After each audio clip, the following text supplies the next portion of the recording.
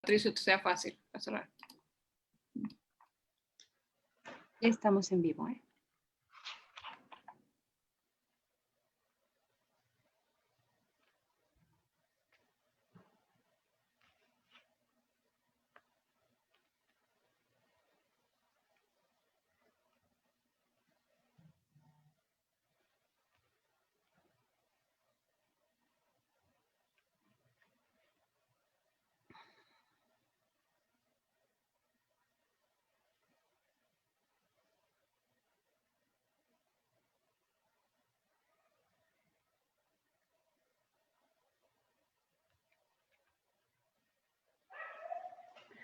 Muy buenas tardes. Les damos la más cordial bienvenida a nuestros panelistas y a todos nuestros amigos de las redes sociales que nos acompañan a este conversatorio denominado Migración Centroamericana por México. ¿Por qué las personas deciden migrar? Nos acompaña la doctora Miriam Hassan, especialista en Derechos Humanos y Migración de la Comisión Interamericana de Derechos Humanos, en donde trabaja en la promoción, capacitación, asistencia técnica y en la relatoría de migrantes. Previamente fue especialista en migración del Departamento de Inclusión Social de la Organización de Estados Americanos. También fue consultora del Banco Interamericano de Desarrollo, donde estuvo a cargo de un proyecto de investigación sobre las dinámicas de la migración internacional en Centroamérica, México, Haití y República Dominicana, que incluyó la realización de una encuesta con 2.400 migrantes de El Salvador, Honduras y Guatemala en Estados Unidos, y el diseño e implementación de 135 grupos de enfoque en 6 países de Centroamérica. La doctora Hassan ha sido investigadora y visitante de la Fundación Demos, Ideas in Action, en Migration Policy Institute, la Universidad de Pensilvania, la Universidad de Rogers en Thomas Rivers, de Policy Institute de la Universidad de Texas. Bienvenida, doctora. Muchas gracias por estar con nosotros. También nos acompaña el doctor Jorge Esquiabón, investigador del Centro de Investigaciones Económicas, CIDE, profesor investigador de la División de Estudios Internacionales del Centro de Investigación y Docencia Económicas, donde también es coordinador del Programa Interdisciplinario en Estudios Migratorios y director ejecutivo del proyecto México, las Américas y el Mundo. Ha sido presidente de la Fundación CIDE, director de la Fundación de la División de Estudios Internacionales y es doctor en Ciencia Política y Relaciones Internacionales por la Universidad de California en San Diego, con la licenciatura en Relaciones Internacionales por el Colegio de México y con diploma en Derecho Internacional Público por la Academia de Derechos Internacionales de La Haya de la Corte Internacional de Justicia. Bienvenido, doctor Jorge. Muchas gracias por estar con nosotros. También nos acompaña Patricio Garza Girón, gerente de proyectos de Konrad Adenauer, licenciado con honores en Ciencia Política y Relaciones Internacionales por el CIDE. Cuenta con diplomados en Análisis Estratégicos Internacionales, también por el CIDE. Ha publicado diversos artículos en la misma materia. Es miembro del Consejo Editorial de la plataforma Globaltica. Actualmente se desempeña como gerente de proyectos en Konrad Adenauer, México, encargado de los temas de política internacional y seguridad. Bienvenido. También nos honra contar con la presencia del licenciado Ignacio Martínez Ramírez, director del albergue ABA. Oriundo de la Ciudad de México, estudió licenciatura en Teología en la Universidad Cristiana Logos. Posteriormente ingresa a estudiar la licenciatura en Derecho. Es fundador y director del albergue ABA en Celaya. Esta es una organización dedicada a brindar a los migrantes una estancia temporal con apoyo psicológico y legal.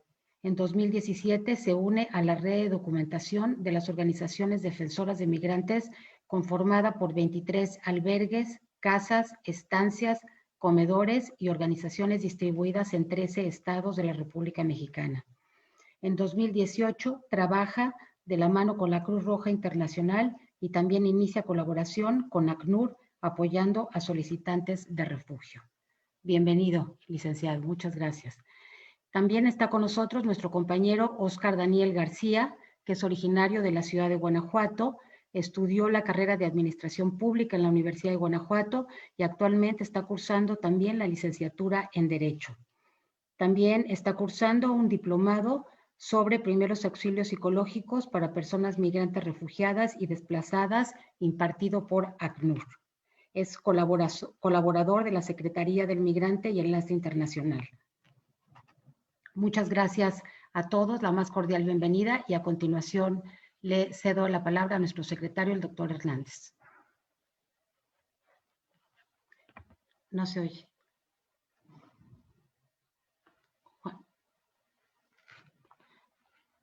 Ahora sí quiso. Pues muchas gracias, Susana, por tu liderazgo en crear esta serie. Y pues la migración de personas centroamericanas es un fenómeno que ha ido tomando relevancia en nuestro país año con año. Las caravanas de migrantes que vimos en el 2018 y también a principios del 2019 fueron el punto, yo creo, más complicado para nosotros aquí en el estado de Guanajuato, de estos desplazamientos de hombres, mujeres, niños, niñas y familias enteras que nos decían que estaban huyendo de sus países para buscar mejores condiciones de vida. Varios albergues y casas de migrantes ubicados en la frontera sur de México y en la frontera norte nos han hecho saber recientemente que la migración irregular de centroamericanos a través de México ha disminuido, según varios de ellos, considerablemente por el COVID-19. Ya lo platicaremos aquí. Sin embargo, sabemos que Guanajuato es el cruce de casi todos de ellos, por lo que dar a conocer las causas de la migración centroamericana por México, así como las condiciones y riesgos a los que ellos se enfrentan, es de suma importancia para la Secretaría del Migrante y Enlace Internacional. Yo le agradezco muchísimo al gobernador Diego Sinue, cuando empezamos a escuchar de que venían las caravanas, él me dijo: Juan, tenemos que tratar a estas personas como nosotros deseamos que a nuestros migrantes los traten allá en Estados Unidos. Todos sus derechos humanos. Recientemente tuvimos un foro con ACNUR, con quien hemos venido trabajando de manera coordinada. La Oficina del Alto Comisionado de las Naciones Unidas para los Refugiados, ACNUR, en el estado es una asociación que se dedica a ayudar a coordinar las acciones internacionales para la protección de las personas desplazadas, las personas solicitantes de asilo, las personas refugiadas a nivel mundial. En este foro hoy queremos profundizar más sobre las causas y condiciones de estos desplazamientos forzados de cientos de miles de personas por nuestro país y por otros países. Y nada más algo personal, pero mencionar al ver estas caravanas, nunca olvidaré una mujer que tenía 4 niños a su lado y le pregunté que por qué huía, y ella me regresó la pregunta, dijo: ¿cómo puedo no huir? Estoy huyendo para mis hijos, nunca la voy a olvidar. Estamos de verdad honrados de tener los expertos en este foro, como la doctora Miriam Hassan, amiga y una persona tan apasionada con estos temas, al licenciado Ignacio Martínez Ramírez, fundador ya se ha mencionado, de ABA, el doctor Jorge Esquiabón, ya no sé si es parte de nuestro equipo, si sigue involucrado en el CIDE. Lo queremos muchísimo, y todo el estudio que hemos hecho, que también se mencionará hoy, de verdad fue dirigido por él. Muchas gracias por acompañarnos. De igual manera, al licenciado Patricio Garza Girón, gracias por todo el apoyo de Konrad Adenauer. Por supuesto, los de casa, Susana, ya te dije, gracias por habernos organizado estos foros y por habernos empujado a la Secretaría de Migrante de hacer ese estudio que hicimos con el CIDE. Y pues el VIP de este evento es Oscar Daniel García Palafox. Él es el encargado del programa Atención a Migrantes en Tránsito en esta secretaría, y él es el que aquí en Guanajuato arriesga inclusive su salud para estar con los migrantes, para ir con ellos a llevarles gel, a llevarles comida, y va a ser muy interesante tu participación, Oscar Daniel. Pues le cedo la palabra al licenciado Patricio Garza Girón, solo que tú tengas algo, una indicación diferente, Susana. Adelante. Muchísimas gracias, secretario. Pues yo nada más quisiera darles la más cordial bienvenida en nombre de la Fundación Konrad Adenauer México. Agradecer muchísimo tanto a todo el equipo de la Secretaría para el Migrante y Enlace Internacional, Susana, Miguel, muchas gracias por la iniciativa, al secretario Juan Hernández, gracias por esta gran iniciativa de diálogos para promover este gran informe que colaboró el CIDE con la Secretaría del Migrante y que justamente es la intención de difundir y distribuir este reporte lo más que se pueda, porque de verdad que tiene un contenido maravilloso y tiene unos datos muy útiles para la generación de políticas públicas para atender a los migrantes a nivel local. Y como ya lo habíamos dicho en algunos eventos antes, nos da mucho gusto como Fundación Konrad Adenauer participar en esta iniciativa. Creemos que Guanajuato se está convirtiendo en un gran referente en el tema para la atención a los migrantes, y con esta serie de eventos se ve todavía mucho más. Ya habíamos como concluido las pasadas presentaciones con la última presentación que tuvimos a James Holyfield, que nos acompañó acá desde Estados Unidos, y ahora tenemos a nuestra gran invitada especial, Miriam. Muchas gracias, Miriam, por conectarte con nosotros desde Washington, D.C., hacernos el favor de estar acá y compartirnos tus visiones sobre este tema, que justamente estábamos pensando con el doctor Jorge Esquiabón hacer este seminario, también agregarlo a esta serie, porque creemos justamente muy importante resaltar acá y dar a conocer las causas por las cuales migran los centroamericanos y pasan por México, así como las condiciones y riesgos que enfrentan en su paso por México, porque muchas veces esta es una parte muy importante también y que hay que comprender, ¿no? ¿Por qué están acá? ¿No? Los migrantes tienen razones, como ya lo decía el secretario, con una experiencia que él tuvo muy cercana, tienen razones muy particulares también y que hay que comprender. Hay que comprender todas las circunstancias por las cuales migran para poderles brindar también la mejor atención, como decía muy bien el gobernador de Guanajuato, Diego Sinoé, así como nosotros también buscamos que nuestros migrantes en Estados Unidos se les dé un trato preferencial y con respeto a sus derechos humanos. Entonces, por eso incluimos esta parte en este seminario. Nuevamente remarcar que con todo el gusto como fundación apoyando esta iniciativa. Ya pronto tendremos la reimpresión de los ejemplares de este diagnóstico del fenómeno migratorio en Guanajuato, y también la traducción al inglés para que lo podamos difundir con un público más amplio. Ya casi está listo eso y nos da mucho gusto participar en este ejercicio. Y entonces ahora sí yo ya le dejaría el foro a nuestros grandes especialistas del día de hoy para que nos compartan sus visiones.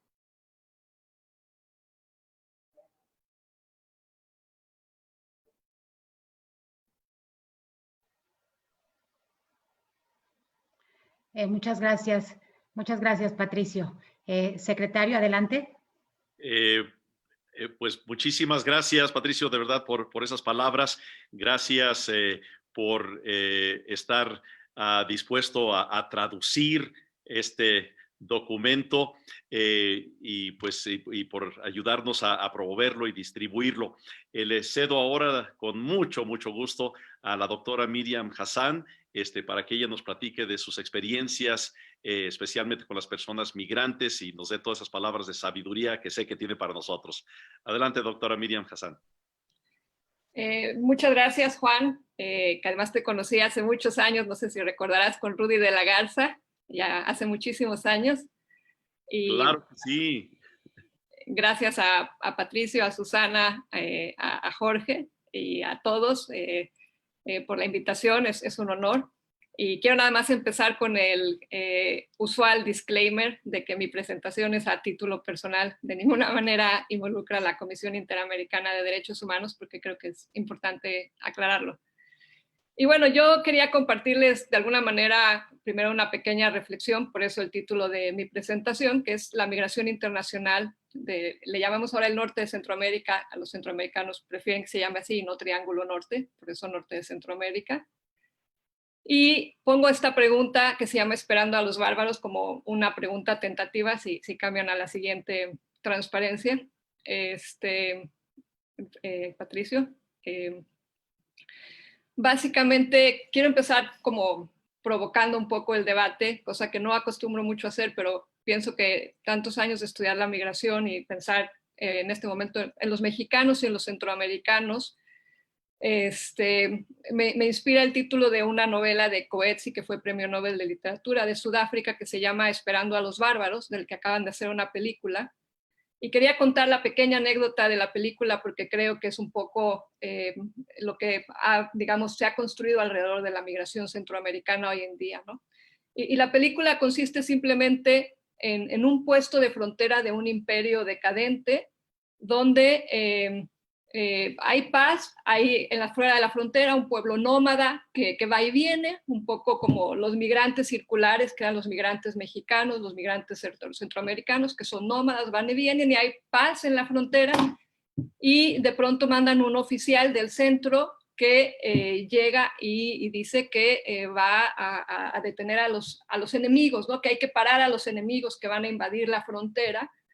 Y los enemigos son unos nómadas que son personas muy sencillas, pobres, muchos de ellos, que comercian, digamos, y a veces cruzan la frontera, pero que no causan ningún daño.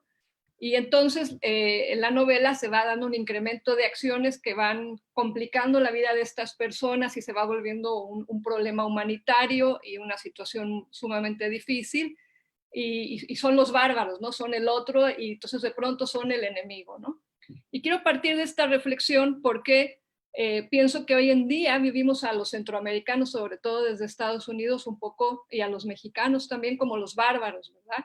Y creo que es mucho la imagen de lo que hemos construido alrededor de ellos, ¿verdad? Y entonces se ha dado una serie de políticas y situaciones que son un poco las que voy a describir ahora, que han complicado la situación y que han generado una crisis que no solo es para los centroamericanos, sino es una crisis para México, Estados Unidos y Centroamérica. Y entonces aquí me refiero rápidamente a las causas de la migración. Si cambias, Patricio, por favor. Muy rápidamente quiero hablar un poco, nada más decir que realmente no podemos pensar solo de los centroamericanos de manera única, porque realmente El Salvador, Honduras y Guatemala constituyen hoy en día, junto con México, un sistema migratorio que realmente ha ido bajando hacia el sur, que empezó con México y se fue integrando con Centroamérica, aunque las razones originales de la migración de Centroamérica no son las mismas que los de los mexicanos, pero que al final se volvieron parte de un mismo flujo y que entonces responden a una misma lógica. Entonces, si cambias, Patricio, por favor, la transparencia. Y puedes irla cambiando, Patricio, más o menos conforme voy hablando para no...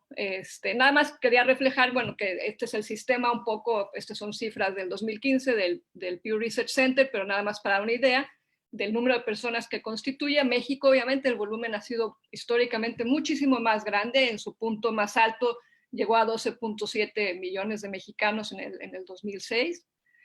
Pero que también incluye más o menos a 1.4 millones de personas del Salvador, que hay en Estados Unidos, 980,000 guatemaltecos, más o menos han llegado al millón, y 630,000 hondureños, ¿no?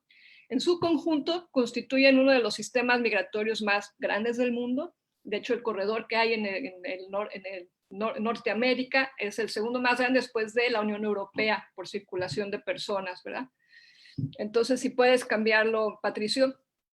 Entonces, una de las cosas que caracteriza la migración centroamericana hoy en día es la situación misma que se ha dado en Centroamérica. No podemos pensar estos flujos migratorios desde Centroamérica si no pensamos en las políticas económicas que se dieron tanto en Estados Unidos, tanto en México como en Centroamérica, que tienen que ver con políticas de integración económica con Estados Unidos, que obviamente producen grandes transformaciones económicas y que al ocurrir estas transformaciones económicas de manera tan rápida, producen desplazamientos, sobre todo en las zonas agrícolas.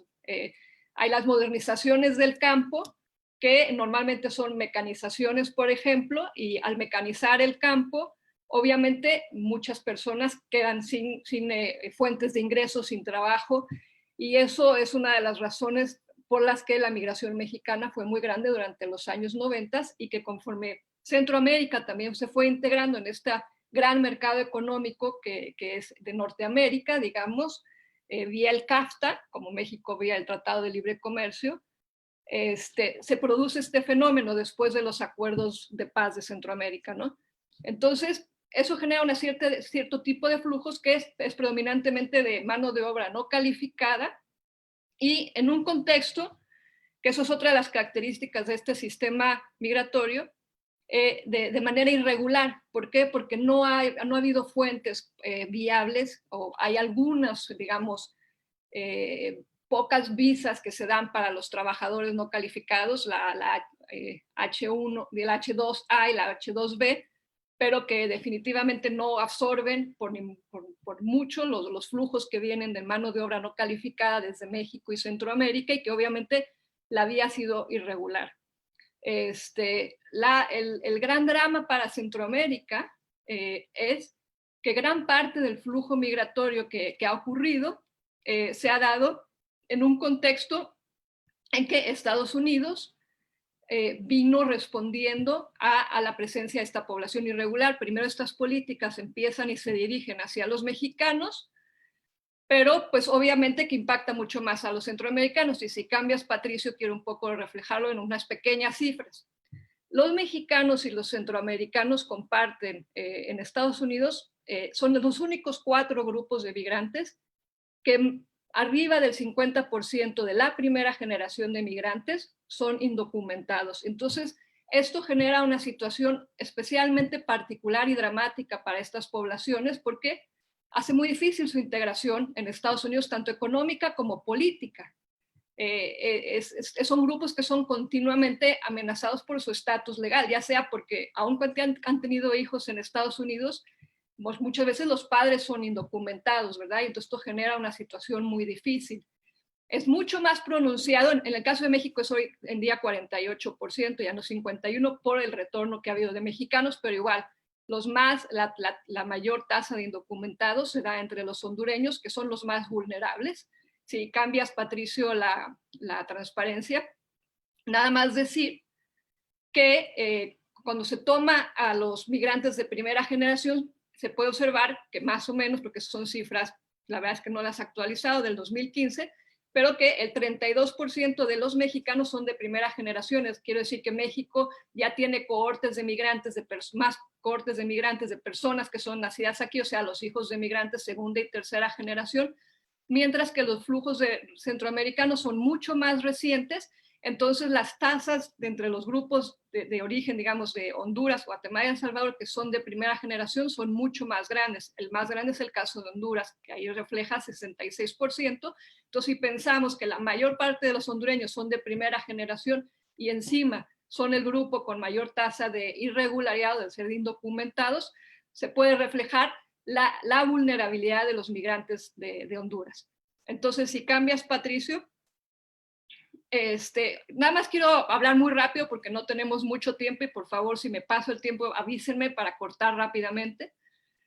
Que han habido diferentes olas migratorias de Centroamérica. Además, no las podemos pensar todas de la misma manera, ¿no? Pero estos, los bárbaros que ahora pensamos, ¿no? Digamos, como que se les pinta, realmente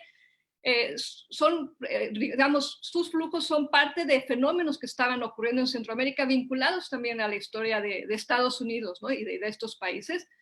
Primero hubo una migración que era, digamos, más de clases medias, que son los orígenes de la migración centroamericana en Estados Unidos, pero Centroamérica, como ustedes saben, vivió periodos de muchísima turbulencia económica y sobre todo política, que fueron generando flujos muy fuertes de desplazados. Si le cambias, Patricio, digamos, una de las poblaciones más afectadas, y eso es por lo que encontramos en Estados Unidos, una tasa muy alta de migrantes, por ejemplo, de Guatemala, que son indígenas, tienen que ver con la crisis política de su país, que produce, entre otras cosas, una política de persecución o de tierra quemada para las poblaciones indígenas. Y en el estudio que se menciona, que trabajé en el BID, donde por primera vez se puede medir más o menos exacto el número de guatemaltecos de origen indígena, son como el 35%, o sea, una tasa muy grande de población indígena entre los migrantes guatemaltecos, y tiene que ver con el hecho de que los indígenas se ven obligados a salir en las guerras, en los conflictos armados en su país, y eso produce una tasa de población indígena muy grande de origen guatemalteco en Estados Unidos. Es una población que, aunque migre en gran parte por razones políticas o económicas derivadas de la crisis política de su país, no califica para el asilo, y vale la pena contrastarlo en ese momento con el caso de la Unión Soviética, que en el momento en que están llegando los guatemaltecos y los salvadoreños, que son los que viven estas crisis políticas, sus países, mientras que de los casos de personas provenientes de la Unión Soviética, el 75% se les da asilo, a los guatemaltecos y salvadoreños solo al 3%. Entonces, sí ha habido posteriormente, había una demanda colectiva que hubo en 1991 contra el gobierno de Estados Unidos para que, digamos, se considere el caso de asilo de estas personas, y eso da lugar a que se puedan beneficiar, pero siempre el trato hacia los salvadoreños y guatemaltecos es muy distinto que, por ejemplo, para los propios migrantes nicaragüenses, puesto que vienen huyendo de regímenes distintos, y eso hace que las políticas que hay hacia ellos sean también distintas. Entonces, si hoy vemos en día a los nicaragüenses, vamos a encontrar que muy pocos son irregulares y que tuvieron la oportunidad de la reunificación familiar, porque cuando se pasa la ley NACAR en el 96, a todos los nicaragüenses virtualmente se les regulariza, mientras que los casos de guatemaltecos y salvadoreños se hace caso por caso. Si cambias, Patricio. Bueno, las siguientes olas, ya después de los acuerdos de paz, se suman en estos flujos migratorios Honduras, que entra más tardíamente, siguiendo el patrón de Guatemala y El Salvador, y se vuelve una migración meramente económica, ¿no? En teoría hay la esperanza que con los acuerdos de paz los centroamericanos van a poder volver a su país, pero las políticas que se adoptan, que son de desregularización, de privatización y de modernización económica muy fuerte en países que de origen tenían sistemas de exclusión, y donde los acuerdos de paz realmente no traen un resultado satisfactorio para la población y que genere oportunidades laborales, hace que estos flujos se continúen, y ya se ha creado una red migrante en Estados Unidos. Entonces, es cierto que hubo situaciones en el caso de El Salvador y de Honduras que se beneficiaron del estatus de TPS por digamos, situaciones de un temblor y de tormenta, digamos, en su país, por situaciones de catástrofes ambientales, pero sin embargo, los que llegaron posterior a esta situación, la mayoría pues fue por la vía irregular, ¿no? Vale destacar que un tema muy fuerte en Centroamérica ha sido también las caídas de los precios del café y las plagas en el café, que son un cultivo muy importante, sobre todo para Honduras, pero para todos realmente, y eso se podría casi hacer un análisis de ver cómo se vinculan las caídas de los precios del café con la migración de Centroamérica. ¿Sí? ¿Cambias, Patricio?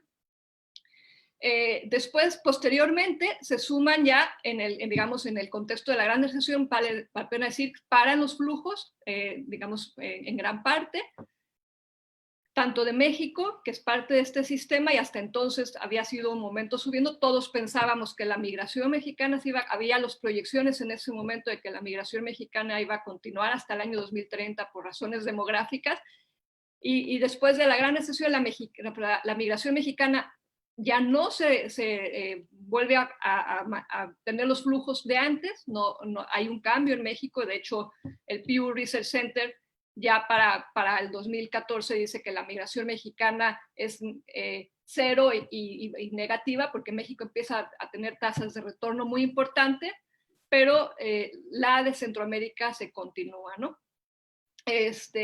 ¿Por qué se continúa? Bueno, hay muchas hipótesis y no voy a tomar mucho tiempo, pero porque quiero tocar rápidamente otros temas, y no sé cómo voy de tiempo para ver si alcanzo a explicarles rápidamente otras cosas, pero me dicen si no me estoy pasando de tiempo. Adelante, doctora. Lo que quiero decir es que hay, en teoría, con estas modernizaciones económicas se habla de que hay una joroba en los flujos, o sea que se produce un gran flujo, pero que conforme el país se va modernizando y se van generando empleos, esa migración en teoría para. Esa es una hipótesis para el caso de por qué paró la migración mexicana, no necesariamente cierta, pero es una hipótesis. En el caso de Centroamérica la cosa se complica porque hay nuevas causas de la migración que tienen que ver con la violencia, que tienen que ver con las deportaciones que se hicieron desde Estados Unidos, es una cosa compleja de explicar, pero en Los Ángeles empiezan a hacer detenciones, sobre todo en el caso de salvadoreños, hondureños que van llegando a Los Ángeles porque Los Ángeles es una ciudad, un centro de atracción de migración centroamericana importante. Se dan las luchas entre bandas callejeras mexicanas versus centroamericanas en un momento en que se endurece la política de Estados Unidos, se detiene a los jóvenes, se les pone en cárceles de alta seguridad y luego en la política de Estados Unidos empieza a deportar a quienes están en cárceles de alta seguridad, llegan a Centroamérica y son origen de las maras, por eso la Mara 18, por ejemplo, ¿verdad? Porque viene de la calle 18 del barrio de Los Ángeles, ¿verdad? Entonces, eso complica las situaciones de violencia en países con instituciones muy débiles y encima pues ya hay la situación de reunificación familiar por las redes migrantes que se crearon, el cambio climático y las catástrofes naturales. Bueno, no quiero dedicarme más porque sé que Jorge va a hablar también de esto, entonces quisiera nada más decir cuáles han sido rápidamente las respuestas de Estados Unidos y cambias, Patricio, y quiero ir muy rápido sobre eso.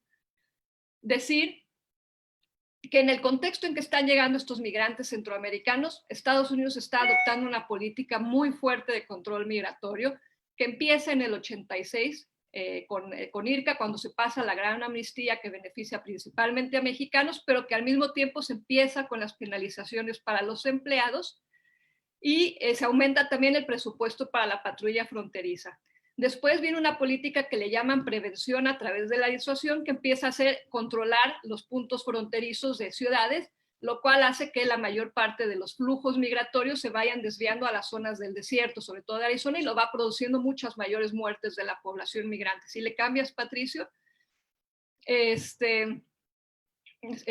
Después, no sé, okay, viene lo que le llaman la política de consecuencias, sobre todo después de septiembre 11, donde se empiezan a adoptar, primero, una cosa que es muy importante y que en este momento se ha extendido y que vale la pena decirlo, tiene lugar en el año 2004, que es la remoción acelerada, que es que los migrantes se pueden deportar apenas llegan, si se encuentran a 100 millas de la frontera o menos de 2 semanas en Estados Unidos. En la actual administración eso se ha expandido a todo el territorio de Estados Unidos y hasta 2 años. O sea, si la persona lleva menos de 2 años, puede ser detenida sin pasar por un juez, o sea, sin debido proceso y deportada. Luego tenemos la operación Streamline, que también, que ese es muy fuerte porque impacta en México, impacta en Centroamérica. Los mexicanos son detenidos y procesados y se les dan castigos de no poder volver a Estados Unidos por 3 a 10 años. Si le cambias, Patricio, no me quiero meter mucho más en esto porque nada más quiero decir que se va construyendo, todo, se hace también una intersección entre el sistema de control migratorio con el de justicia criminal. Los migrantes ya se les criminaliza y bueno, el resultado de esto es que la mayor parte de los casos criminales en Estados Unidos empiezan a ser de poblaciones migrantes, empezando ya en el 2013, y si le cambias, Patricio,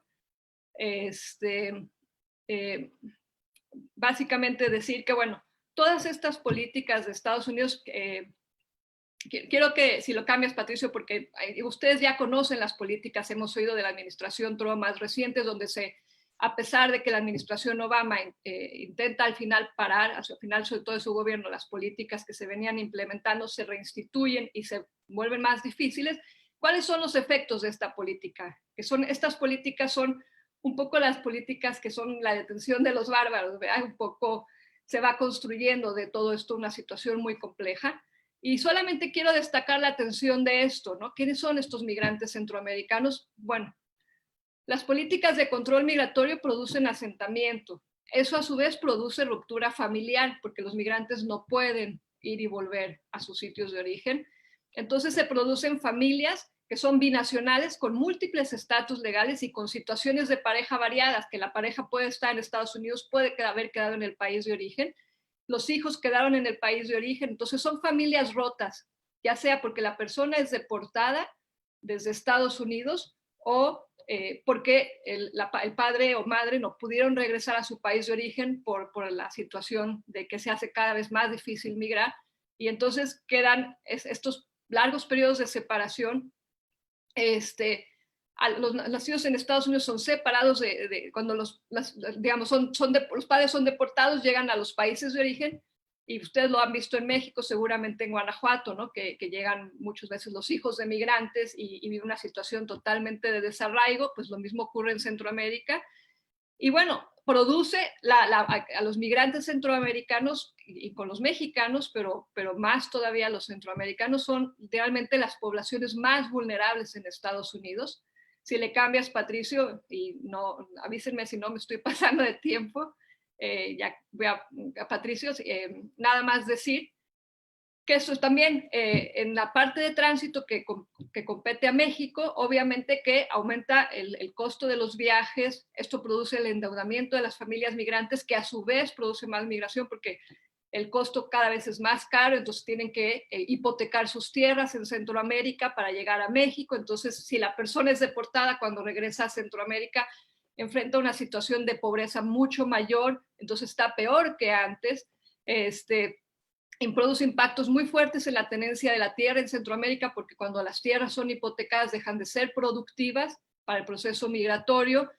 Y bueno, produce también situaciones de retorno forzado, por lo que se ha visto en México, personas que son, digamos, deportadas, y también muchos que se ven obligados a regresar por cuenta propia, pero por razones familiares, principalmente porque, y esto seguro que lo han observado en el caso del estado de Guanajuato, y lo mismo ocurre en Centroamérica, que las personas regresan porque no han podido ver a sus familiares, no pueden atender a las personas mayores que dejaron atrás, a sus familias, y se ven obligados a regresar porque su situación legal no les permitía ir y volver. En conclusión, si Patricio lo cambias para ya cerrar, digamos, la situación de la política migratoria que ha habido, más las causas de esta migración, ha tenido muy fuertes impactos en la migración y desarrollo. Para el caso de Centroamérica, se piensa siempre que la migración es un factor del desarrollo vía las remesas, y ciertamente que lo es, pero en las condiciones en que los centroamericanos han migrado, sobre todo, los precios son muy altos, y los que va a pagar todavía Centroamérica en el futuro son costos altísimos para su desarrollo, porque encontramos familias rotas, mujeres solas, niños y jóvenes que están creciendo sin sus padres, en situaciones de abandono emocional que los vuelve más vulnerables a las bandas criminales, a las maras, embarazos tempranos entre jóvenes. Entonces, todavía no hemos podido medir el impacto en el desarrollo para Centroamérica y también para México, valga la pena decir, porque México no enfrenta situaciones distintas a Centroamérica, solamente están más intensificadas en el caso de Centroamérica, que cuestionan cuál va a ser el desarrollo de la región, ¿no? Entonces, en suma, para concluir, quiero hablar un poco de las políticas. Evidentemente, si le cambias, Patricio, pero ya voy a decir mi punto conclusivo, que es, evidentemente se requieren políticas de desarrollo que contemplen todas las etapas de la migración, que atiendan a quienes han sido afectados por la migración directamente, a los menores que se quedan abandonados por sus padres, a las mujeres que se quedan solas, a los jóvenes vulnerables de la violencia, a los migrantes en retorno y deportados, a los mismos migrantes que están, o sea, que hay una serie de poblaciones que hay que atender, pero sobre todo no perder de vista que los migrantes no son bárbaros, deben ser vistos como sujetos de derechos, y que es fundamental, mientras no protejamos sus derechos humanos, se hace muy difícil poder volver a construir una visión positiva de esta población que ha sido en gran parte demonizada y sujeto de discriminación y xenofobia. Entonces, en eso quiero concluir, y muchas gracias. Muchas gracias, doctora Hassan. Indudablemente muy interesante, en verdad, gracias por su ponencia. Tenemos muchas preguntas que ya le están llegando, esperemos tener tiempo de poderlas hacer y compartirlas también con el público. De momento, le pasamos la voz a nuestro amigo, el doctor Jorge Esquiabón. Adelante, doctor. Muchísimas gracias, Susana, subsecretaria, secretario. Qué verdadero honor y privilegio participar en este panel de lujo, no solo con funcionarios de alto nivel encargados y además de todo responsables y que se apropian de la responsabilidad del fenómeno migratorio, sino también amigos de organizaciones de la sociedad civil, de casas de migrantes y obviamente Miriam y querido Patricio, qué verdadero placer. Digo, la pregunta que nos reúne el día de hoy es, ¿por qué migran los centroamericanos? Y yo daría una respuesta muy rápida y muy directa, porque los migrantes son personas racionales y significa que toman en cuenta diferentes condiciones para decidir si toman la decisión probablemente la más dura de su vida, que sea salir de su lugar de origen para ir a un lugar diferente de destino a vivir, generalmente buscando mejores condiciones de vida. Y en ese sentido, la migración generalmente no es una decisión totalmente voluntaria, sino tiende a ser una decisión forzada por situaciones de gravedad justamente en los países de origen. Y aquí quiero retomar lo que ya adelantaba Miriam, que es muy importante, y es que cuando hablamos de migración tenemos que hablar de sistemas migratorios. Cuando hablamos de un sistema migratorio, tenemos que entender la cabalidad de los países de origen, los países de tránsito, los de destino y los de retorno. Y justamente tenemos un sistema migratorio meso-norteamericano que va desde los 3 países del norte de Centroamérica, incluye al Caribe occidental, México, Estados Unidos y Canadá. Y México está en el corazón justamente de ese sistema migratorio. Entonces, ¿por qué migran las personas? Porque racionalmente atienden a 2 tipos de factores fundamentales. Lo que se llaman los factores pull y los factores push. Los factores push son los que te empujan o que te sacan de tu lugar de origen. Y los factores pull son los que te jalan o los que te atraen a un lugar de destino. Y justamente la pregunta es, ¿por qué dentro de los centroamericanos sí emigran, por ejemplo, guatemaltecos, hondureños, salvadoreños y nicaragüenses, aunque los nicaragüenses más hacia el sur que hacia el norte, y por qué los costarricenses, los ticos y los panameños no migran o migran muy poquito? Bueno, justamente por lo que ya nos estaba adelantando Miriam, de los factores push, los que te sacan de tu país de origen. Y lo que hemos visto es que en el curso de las últimas décadas, en el caso de Centroamérica, ha habido muy importantes factores de expulsión, push, desde sus países de origen. Ya nos lo adelantaba Miriam, en la década de los 70s y los 80s eran más bien gente, refugiados que salían de guerras civiles y de problemas políticos en el país. A partir de la década de los 90s y de los 2000s, generalmente la razón fundamental que explica la migración de Centroamérica es una razón económica, la búsqueda de mejores condiciones laborales, la búsqueda de mejores salarios, la búsqueda de poder generar un patrimonio para las familias que se quedan en Centroamérica.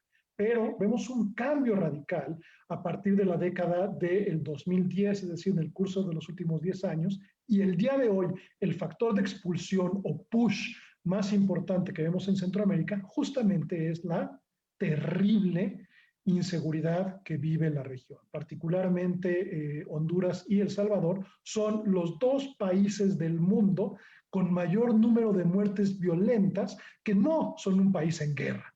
Por lo tanto, eso genera la necesidad de la gente de sobrevivir en buena medida y por lo tanto buscan salir y por lo tanto son los famosos factores push.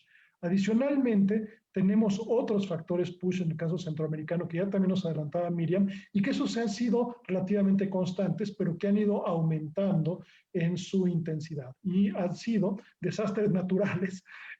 Centroamérica y el Caribe es un lugar particularmente propicio a los desastres naturales, particularmente huracanes. Eso genera también después del huracán Mitch una oleada muy fuerte de migración y también el tema de prácticamente la desaparición de la producción agraria, sí por la crisis de los precios del café, pero muy particularmente por la plaga del café, por la roya, que ha destrozado prácticamente la industria cafetalera, tanto en Honduras, Salvador y partes de Guatemala, y que deja a las poblaciones agrícolas, que recuerden que Centroamérica, no El Salvador, pero sí Guatemala y Honduras, eran todavía poblaciones casi 40% agrarias en cómo se llama al inicio de la década del 2000. Entonces, esto es lo que generan los factores de expulsión o los factores push.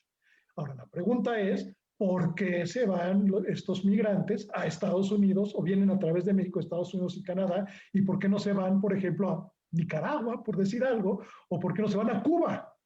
Bueno, la razón es por los factores pull, aquellos que te jalan, que te hacen atractivo ir a un lugar en particular.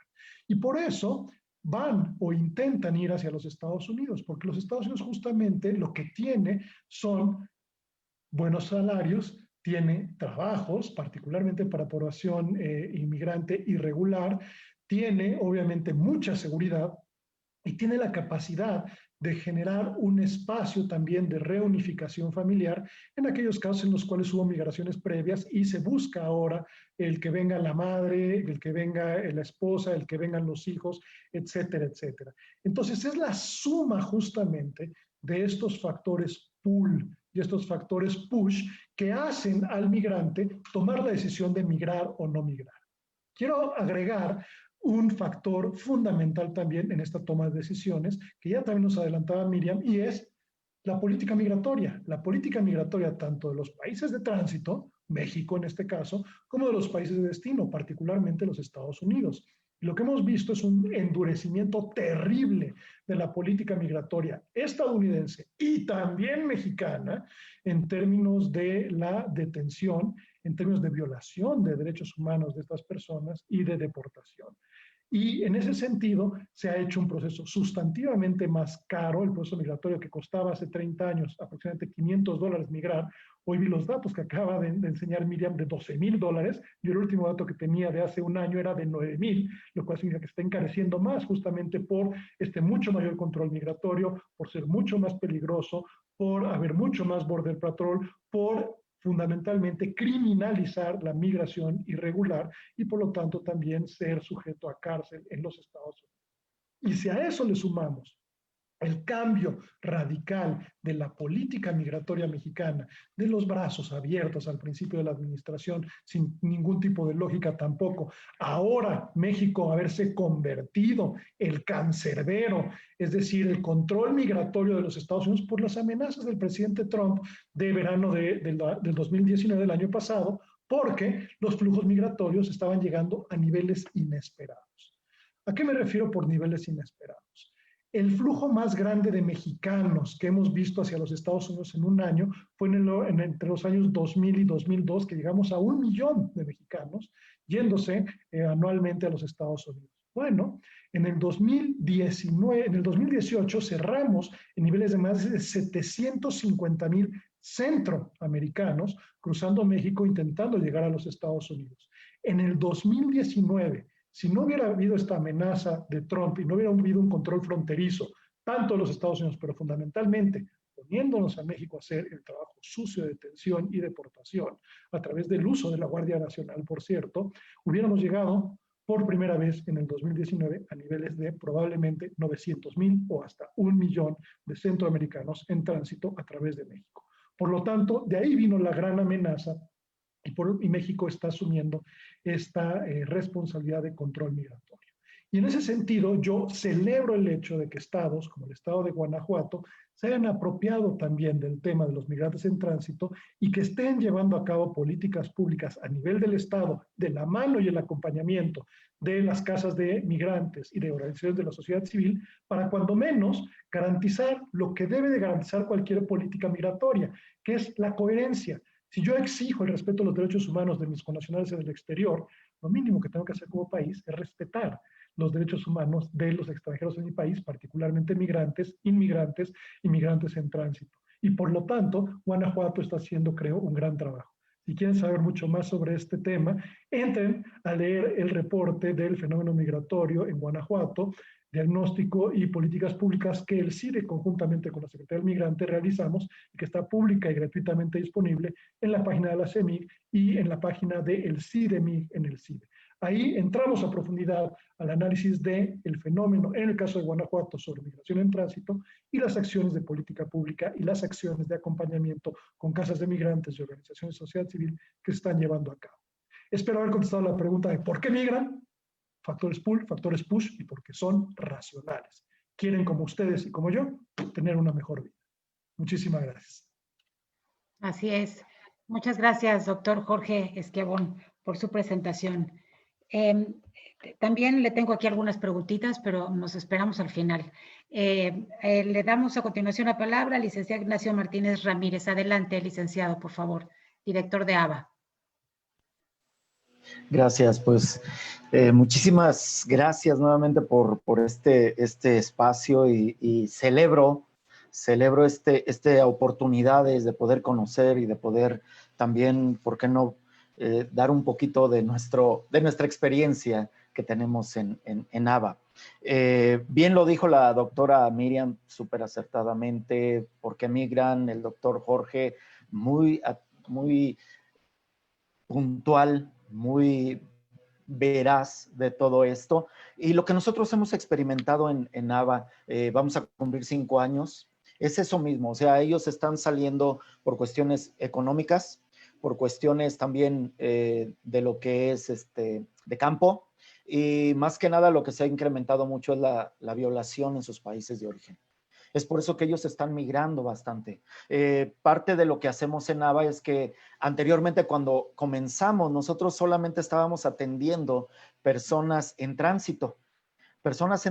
Y antes de la pandemia, nosotros estábamos atendiendo un aproximado de 600 a 750 migrantes por mes de origen centroamericano y un bajo porcentaje de mexicanos del sur, de Chiapas, Oaxaca. Entonces, y de retorno, pues también muy, muy bajo. Ahora de la pandemia, estamos atendiendo aproximadamente entre 150, 200 por mes. O sea, ha bajado considerablemente, pero siguen las mismas situaciones muy, muy, muy complicadas. Una de las cosas que yo he podido notar es que la migración de nuestros hermanos centroamericanos de antemano, antes del COVID, estaba muy, muy difícil para ellos. O sea, no se migraba con dignidad, se migraba de una manera precaria. Algunos sabemos, perdían la vida en alguna situación. Hoy con el COVID, pues se vuelve más vulnerable el vulnerable. Y eso es lamentable. Después de esto, de que atendimos personas de tránsito, ABA se tuvo que empezar como a profesionalizar. O sea, empezó como a transformarse, porque la migración tiene esa riqueza también de transformación y nos va creando en personas que nos vamos transformando junto con todo esto. Y parte de esto, bueno, empezamos a atender a las personas que no solamente venían como migrantes en tránsito, sino que también dentro de esa migración sucedía que pasaban un accidente y perdían una pierna o perdían un brazo. Entonces empezamos a atender junto con Comité Internacional de la Cruz Roja a las personas que adquirían dentro de su tránsito por México una capacidad diferente o una discapacidad. Después de eso empezamos a ver que junto con ACNUR, empezamos a ver que migrantes estaban pidiendo refugio en México y empezamos a atender a solicitantes de refugio en ABA. Y ahora tenemos como estas 3 vértices de apoyo y de atención a nuestros hermanos. Migrantes en tránsito, aquellos que han adquirido una capacidad distinta, que han perdido en su viaje por nuestro país un miembro, un pie, un brazo, y a los solicitantes de refugio. Esto se ha vuelto un tanto con mucha demanda de trabajo, muchísima demanda de trabajo, pero algo que sí celebro es la sensibilidad que ha tenido el gobierno estatal en lo que es Guanajuato, valga la redundancia. De antemano, cuando nos juntamos con Redodem y nos juntamos y nos dicen, no, es que fíjate que en nuestro estado vemos cada vez más la xenofobia, vemos cada vez la criminalización y todo ese asunto, y les digo, fíjense que en nuestro estado no tenemos problema en el sector salud, los atienden de manera digna. Fíjate que tenemos, y ahí hemos puesto a la Secretaría del Migrante y Enlace Internacional, tenemos esta secretaría que es muy sensible y los apoya bastante, y de aquí agradezco a la maestra y al doctor Juan Hernández. Han sensibilizado al gobernador, ha sensibilizado desde sector salud, es más, en las oficinas del INEM en Guanajuato, que está en León y en San Miguel de Allende, son personas súper sensibles, no los tratan como criminales, los están tratando como lo que son, personas sujetas a derecho. Y eso yo alabo, porque para nosotros como Casa de Migrante o como asociación civil nos facilita muchísimo el trabajo de brindarles ese apoyo con dignidad y de que que los servidores públicos de igual forma estén abiertos a brindarles eso. Entonces, en esta pandemia que ha sido en parte dura, en parte difícil, nosotros no cerramos nuestras puertas. Hubo albergues en toda la República que cerraron y eso es muy respetable. Nosotros no, porque creo que era el tiempo de donde verdaderamente no podíamos cerrar nuestra mano de apoyo, nuestra mano solidaria con ellos. Y seguimos trabajando. No hemos tenido ni un sospechoso, no hemos tenido ningún caso COVID, gracias a Dios. Entonces, ¿pero qué es lo que está sucediendo? Pero hay personas, por ejemplo, mismos compañeros que no creen en el COVID, ¿no? Que piensan que es algo político, de gobierno y todo ese asunto. Entonces, tenemos que también reeducarlos en ese tema, ¿no? Tenemos que reeducarlos, tenemos que hacerle también ver que se tienen que proteger, que este asunto del COVID no nos pega ni a ricos ni a pobres, sino es todo parejo, que no nos pega a los del sur ni los del norte, a todo parejo. Entonces, todo esto creo yo que ha dado esa pausa un poquito, pero también creo yo que están esperando, y lo sabemos por fuentes, que están esperando que un poquito se levante esto de la pandemia, porque se nos vienen las caravanas. Se nos vienen más caravanas, se nos vienen más. ¿Por qué? Porque allá en su país de origen no la están pasando bien.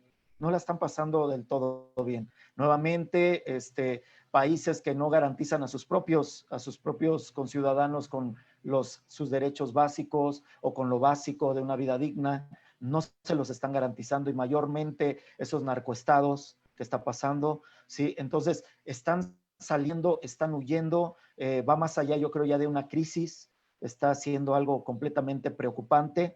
La otra situación es que México ahora se está viendo como un país también ya de destino. Un país donde ya, si no es el plan A, ahora va a ser el plan B. Y creo yo que parte de eso es nosotros empezar a pensar, en el caso de los que nos pueden ayudar, en hacer esas políticas de desarrollo también para ellos. Que también venga esa sensibilización para esas políticas de desarrollo, para integrarlos, para que ellos también tengan oportunidades en nuestro hermoso país, para que tengan esas oportunidades de desarrollo, para que tengan esas oportunidades donde sus hijos puedan también tener la educación, que también nosotros en el albergue tenemos 3 chicos que están yendo a la secundaria, y se les ha tratado y se les ha abierto las puertas. O sea, nosotros, honestamente, el estado de Guanajuato es un estado que verdaderamente es un reflejo de la sensibilidad en cuestiones de migración. Creo yo que no se está hablando o no se está jugando con una doble moral, sino verdaderamente se está pidiendo que se les provea, se les vea a nuestros hermanos mexicanos que están en Estados Unidos que se les trate bien y con dignidad, y también se les está tratando bien en este estado. Y se los digo por experiencia, desde ir a un hospital, desde ir a un hospital materno, de ir a migración, de ir a llevarlos y acompañar a los muchachos, y se les trata con la dignidad que ellos se merecen. Entonces celebro esto, que tengamos en Guanajuato y estos espacios, y de veras es algo que sí, yo creo ahora vamos a tener que mirar hacia adelante, porque México se está convirtiendo en eso, se está convirtiendo en un país ya de destino, ya no es un país de tránsito ahora, sino un país de destino, donde nuestros hermanos, huyendo por la violencia de sus países, mayormente, en su mayoría hondureños, están buscando quedarse en nuestro país. Y entonces, creo yo que México siempre ha sido un país que ha recibido a personas que están buscando refugio, y los ha recibido con los brazos abiertos. Ojalá y que no pase lo contrario. No quiero hablar mucho tanto del gobierno federal, ¿sí? Ojalá y que tenga esa sensibilidad, ¿sí? De poder ayudar a nuestros hermanos, pero sí, alabo lo que se está haciendo en Guanajuato, de una manera extraordinaria. Y en ABA estamos muy contentos en colaborar y en servir a nuestros hermanos y ver este trabajo tan hermoso. Lo decía yo, y con esto voy terminando, y lo decía yo, este trabajo no se puede hacer solo, se hace con este tipo de redes, con este tipo de sensibilidad de aquellas personas que estamos buscando poder ayudar a nuestros hermanos con dignidad. Gracias. Muchísimas gracias, licenciado Ignacio. En verdad, todo nuestro reconocimiento por el trabajo que viene realizando ABA desde hace ya muchos años, particularmente por el trabajo conjunto que realizamos cuando las caravanas. ABA era un lugar fundamental para el cruce de muchísimas personas y donde pudimos trabajar de manera conjunta el apoyo de todas estas personas que venían en condiciones verdaderamente de extrema vulnerabilidad. Muchísimas gracias y nuevamente nuestro reconocimiento por ello. A continuación, le cedemos la palabra a nuestro compañero Oscar Daniel García. Adelante, Oscar. ¿Qué tal? Muy buenas tardes a todos. Pues ya por aquí, como lo hablaban, muy interesante. Muchas gracias aquí con Ignacio, con quien hemos estado trabajando de forma muy conjunta en la atención de este grupo tan complicado, en el sentido de que vienen con muchos factores psicológicos por el tema de todo el proceso de migración que ellos atraviesan. Les comento más o menos en el programa que nosotros atendemos de aquí de la Secretaría del Migrante. Tenemos completamente de forma general una visión humanista, que esto es desde aquí nosotros partimos. Desde nosotros, desde el respeto al derecho a la libertad de tránsito, el respeto a la no discriminación, es por lo que nosotros nos movemos. Tenemos en Guanajuato, como lo decían, somos parte de un centro, le voy a robar esta frase al doctor Jorge, somos un factor pool, porque en este sentido nosotros tenemos la migración nacional y extranjera. Nosotros ahí tenemos muchos migrantes jornaleros que vienen a trabajar a las tierras de Guanajuato y muchos ya se están quedando en el estado de Guanajuato. Esto, lo de la misma forma, hoy platicaba fui al puente siglo XXI en Irapuato y estuve platicando con algunos migrantes. Estos son migrantes en retorno. Llegaron aquí y ya buscan quedarse en Guanajuato en busca de empleo. Entonces, viene siendo Guanajuato ya un factor pool, que esto tendríamos que verlo después, que sí es una forma ya más interesante de poder generar una política un poquito más diferente. Entonces, en la Secretaría del Migrante tenemos este programa que se llama Programa Atención de Migrantes en Tránsito. En este programa nosotros atendemos los migrantes en tránsito en general, no discriminamos a nadie y todos son incluidos en parte de este trabajo. Se lo agradecemos mucho a las asociaciones civiles que nos ayudan a vincular a todos este tipo de ciudadanos de otros países y que trabajamos muy de la mano. Esto también nosotros lo hacemos de forma transversal con las diferentes dependencias del gobierno del estado de Guanajuato. Salud, que nos ayuda muchísimo, por ahí también seguridad, o sea, muchísimas formas que a nosotros nos ayudan a realizar un trabajo con apego a derecho. Esto también es bueno, porque en esto estas personas se sienten a gusto, se empiezan ya, hay que entender que ellos ya vienen con un factor de riesgo muy fuerte y ya vienen muy detenidos con el tema del trato con el gobierno, porque bien, de alguna forma han tenido diferentes tratos. Estos factores limitan la comunicación con ellos, pero entonces nosotros tratamos aún así de poder sensibilizar al funcionario, poder sensibilizarnos y entrar en el tema de lleno con ellos. Nosotros, parte también de esto de lo que hacemos, hemos entregado en el transcurso de este tema de la pandemia, que ha sido muy complicado. Bien lo decía el doctor, hubo ya 2 veces que me dejan encerrado por el tema de posible contagio en estos temas del trabajo, pero seguimos adelante y mañana, si alguien me gusta acompañar, vamos acá al puente de Irapuato siglo XXI a entregar algunos apoyos. Los migrantes que muchos migrantes se quedan ahí, duran un rato ahí y ya de ahí vuelven a partir.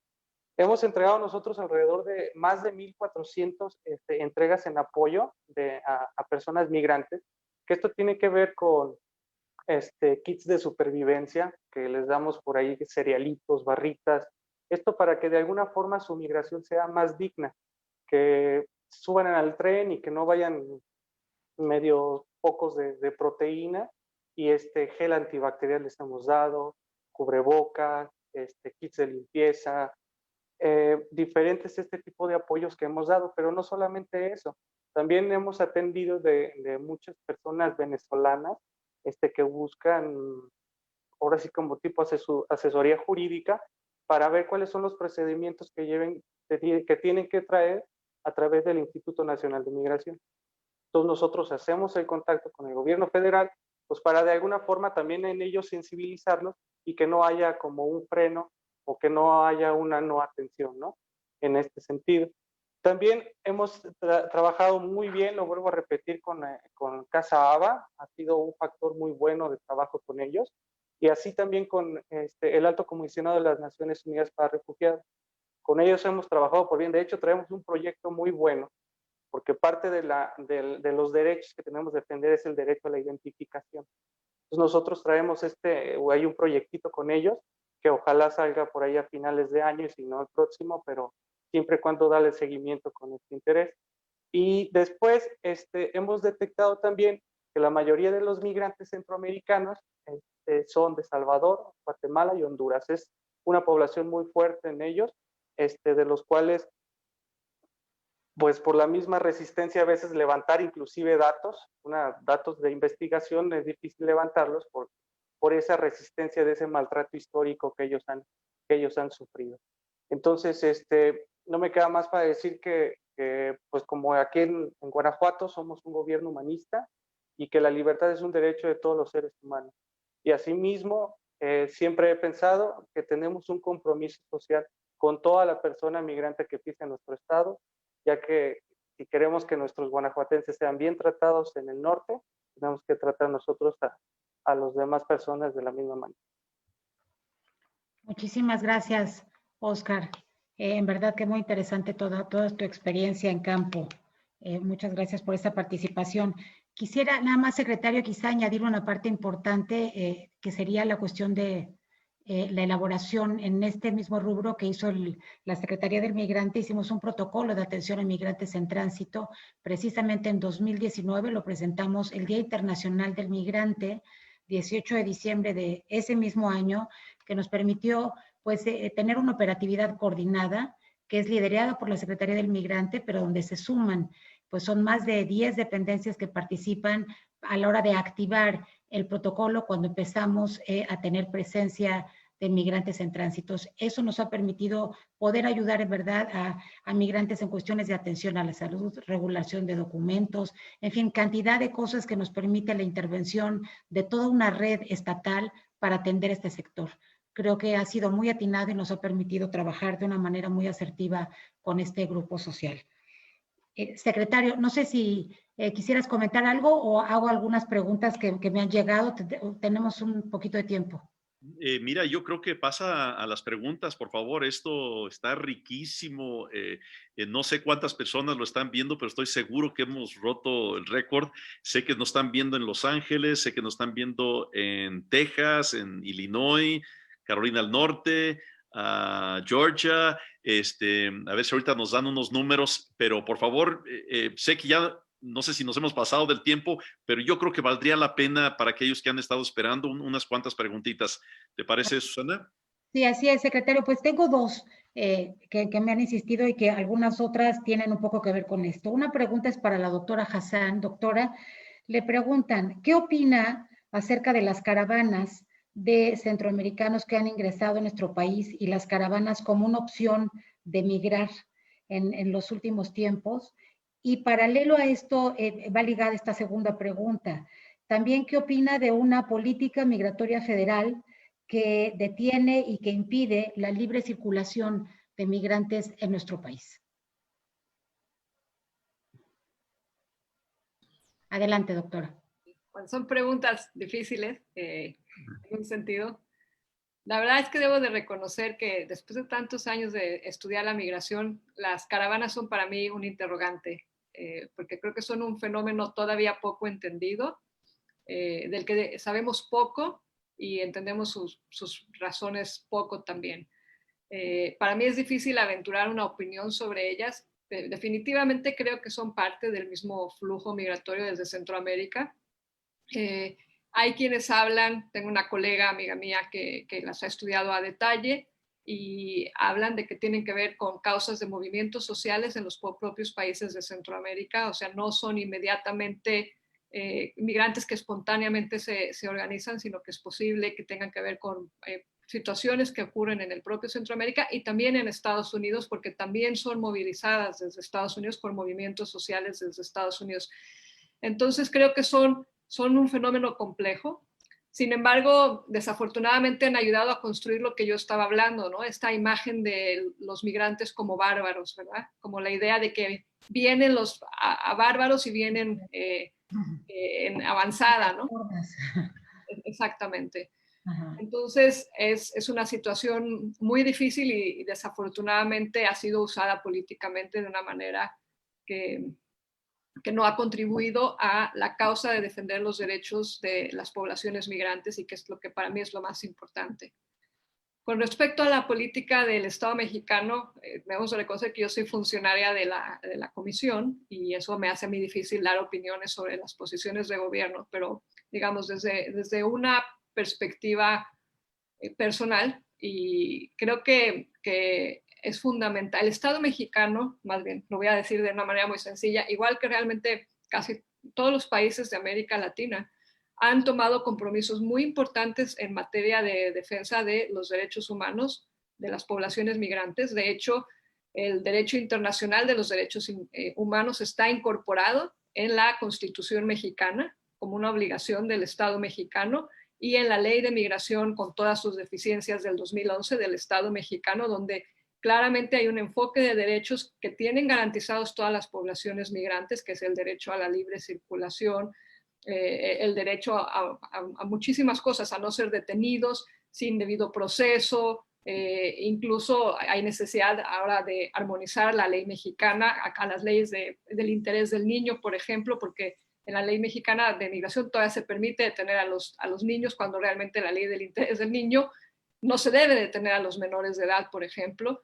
Entonces creo que es fundamental seguir enfatizando desde las organizaciones de migrantes, y en eso yo sé que muchas de nuestra audiencia son organizaciones migrantes con las que yo estudié, trabajé por muchos años, que nos solidaricemos con los migrantes centroamericanos en México, que recordemos nuestra historia y nuestro pasado como población migrante, los mexicanos, yo misma soy una migrante, que no olvidemos ese pasado y que tratemos a los centroamericanos como hemos pedido que se trate a los mexicanos en otros países, como corresponde con la normativa mexicana y con la Constitución mexicana, puesto que ya el derecho internacional de los derechos humanos es la ley de México.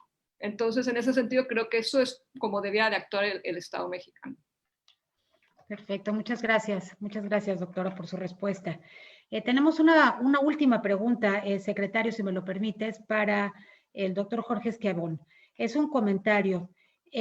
La pobreza es el principal conductor de la migración centroamericana. La solución está en trabajar en las comunidades de origen, en los países de origen, generando que la migración sea un acto voluntario y no un acto necesario de sobrevivencia. ¿Qué opina? Coincido plenamente en que la pobreza es un factor importante de expulsión, aunque la realidad es que justamente no es el único. Y si simplemente fuera la pobreza un factor de expulsión, hubiéramos visto migraciones centroamericanas masivas desde la década de 1930-40. La realidad es que tiene que ver más con las otras condiciones de las cuales hablamos, más de carácter de inseguridad, la parte de guerra civil, la parte de la crisis del campo. Es decir, cuando la gente, aunque sea pobre, tiene algo de qué vivir y tiene algo que lo arraigue, por ejemplo, a la tierra, la gente no migra. Por lo tanto, y otra cosa que hemos analizado en los estudios de migración durante muchísimo tiempo es que generalmente no es el más pobre de los pobres el que migra, sino el que está saliendo justamente de la pobreza, porque es el que tiene los recursos para poder cubrir el costo del proceso migratorio. Sin embargo, aquí sí quiero hacer una salvedad, y lo que hemos visto, particularmente en el curso de los últimos 2 años de migraciones centroamericanas, sí vemos un factor de creciente pobreza y que sí son en muchos casos los más pobres de los pobres y los desamparados que no tienen absolutamente ya nada más que perder. Y eso sí es algo relativamente novedoso porque en el sistema migratorio meso norteamericano, generalmente ellos estaban atados a su tierra y a su imposibilidad de salir. Lo que hemos visto es que la inseguridad ha sido en buena medida el principal factor de expulsión para estas personas que son los más pobres de los pobres. Perfecto. Muchas gracias por su respuesta, doctor. Tenemos muchas otras. Yo creo que se las voy a hacer llegar por correo a la doctora y al doctor Esquiavón. También para Ava hay preguntas. Se las hago llegar por correo electrónico. A continuación, el doctor Hernández, por favor, secretario. Pues, muchísimas gracias. Todos, por favor, al terminar de ver este foro, de estar aquí con nosotros, por favor, vean la película de Esperando a los Bárbaros. Creo que ya la vi, pero voy a volver a verla. También, ¿saben qué? Recomiendo mucho un artículo que escribió el padre Melo. Pueden estar ustedes de acuerdo o no de acuerdo con su política, pero el hondureño, el sacerdote que le llamó El Gran Desborde, creo que se llama su artículo, en el cual él da una perspectiva acerca de las caravanas que a mí se me hizo muy, pero muy, muy interesante. En la pasada década se refería a los migrantes centroamericanos como los invisibles, otros como dice aquí nuestra amiga los bárbaros, pero les llamamos los invisibles. Pero eso ha cambiado muchísimo, especialmente, y estamos orgullosos de ello, aquí en Guanajuato, donde hemos desarrollado acciones para proteger y garantizar los derechos humanos de estas personas. Y lo vamos a seguir haciendo. Muchas gracias a todos ustedes, porque ustedes han ayudado en este foro a que no sean invisibles estas personas migrantes. Me encanta que ya en muchos de los foros, muchos de los estudios, ya no se habla de los migrantes, se habla de las personas que migran, de las personas migrantes, y me parece tan apropiado enfatizar esa palabra. Gracias, Oscar Daniel, por tu experiencia. Gracias, Ignacio Martínez. Gracias, doctor Esquiavón. Y doctora Miriam Hassan, ¿por qué no te damos a ti la última palabra? Dinos adiós a todos.